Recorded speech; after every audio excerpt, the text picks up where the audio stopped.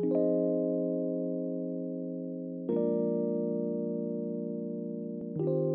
ora, kamusta ka bungan? I'm Marianne Infante and welcome to Breathing Space. I'm really excited and honored to introduce our guest today. His first taste of acting and creating came about unknowingly when he was 7 years old and would reenact Dragon Ball Z scenes in his room, locking the door and playing up to 3 to 5 characters at a time.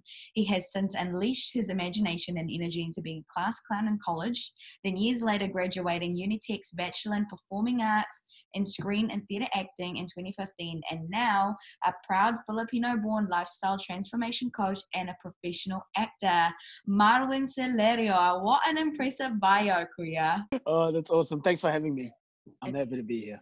it's a pleasure. So how are you feeling today? I feel good. I had a nightmare last night, actually. So I was up, 2 hours before I was meant to, and I couldn't get back to sleep. Yeah, but I feel good now. I feel good. As soon as I realized that it wasn't real.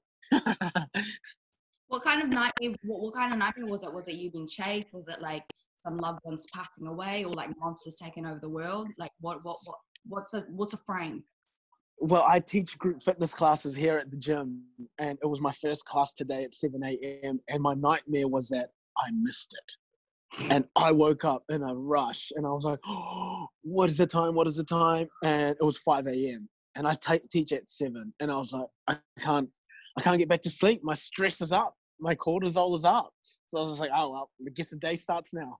Your adrenaline was pumping. That says so much about you that is a nightmare for you. It's so Yeah. funny. Got to be somewhere, be there. Absolutely. So now we're currently in level 2 lockdown here in Aotearoa, New Zealand. So totally talk us through retrospectively of your experiences or where you are currently now. So you as a lifestyle transformation coach and as a professional actor and a creative in your own right, who are you when your practice was on pause? Um, to be honest, I went back to the simple simplicity of who I was. And I really just prioritized my rest and recovery. I became more so a brother, more so a son, and more so a friend, because everything else was just cut off. And to be honest, I was still doing a lot of creative stuff for my personal training business, which wasn't so apparent actually before. So it's funny because you ask me, once the creative stuff was taken away from me, it actually was given, because I had the time and space to do that. And in terms of, I was able to also just speak to my family a lot more with the given time and space. So it's actually a bit of a reversal in a way. I find that that's a lot of reflection that I'm hearing from people, that because there is a bit more space and there's a reduction of like external noise, people are managing to be able to be a little bit more kind to themselves and have a little bit more productive input or output, should I say, sorry. And that's super, super exciting. Do you want to share a little bit of like how, in terms of your breathing space and in terms of that like regeneration of creativity for you, what sort of things, even in like the menial sense, like what sort of creativeness did you find during your breathing space?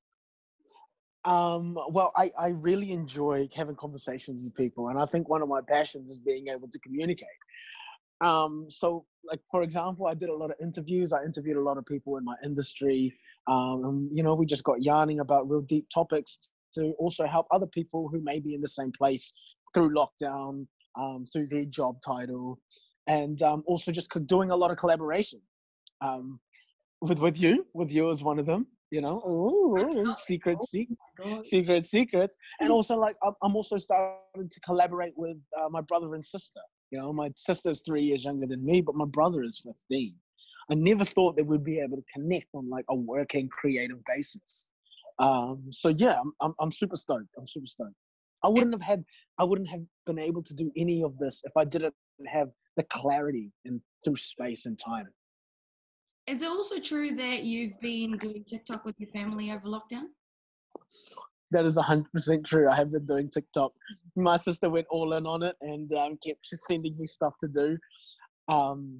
But nothing has changed in terms of my ability as a dancer. I'm still not coordinated.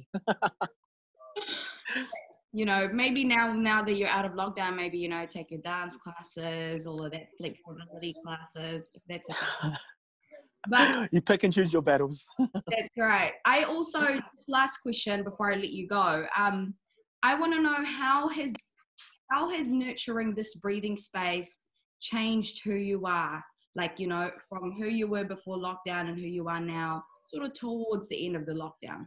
Yeah, it's just really helped me bring back to the things that are simple, and also really helped me become aware on things, for example, that are productive and things that are busy. Or because just my schedule was full didn't necessarily mean that I was moving forward. And I didn't know that because my attention was being pulled in so many directions that I wasn't able to look inward, or at least look at what's in front of me, because I was always looking at what was afar. So it's just being able to bring my awareness and attention to the moment and just working from there. I really like that. A lot of self-awareness and reflection, I think it's been a real gift, to be honest. Thank you so much for joining me, everyone. Dakala salamat. This is Marwin SIlerio. I'm Marianne Infante, and this is Reading Space. See ya, kuya. See ya. Thank you.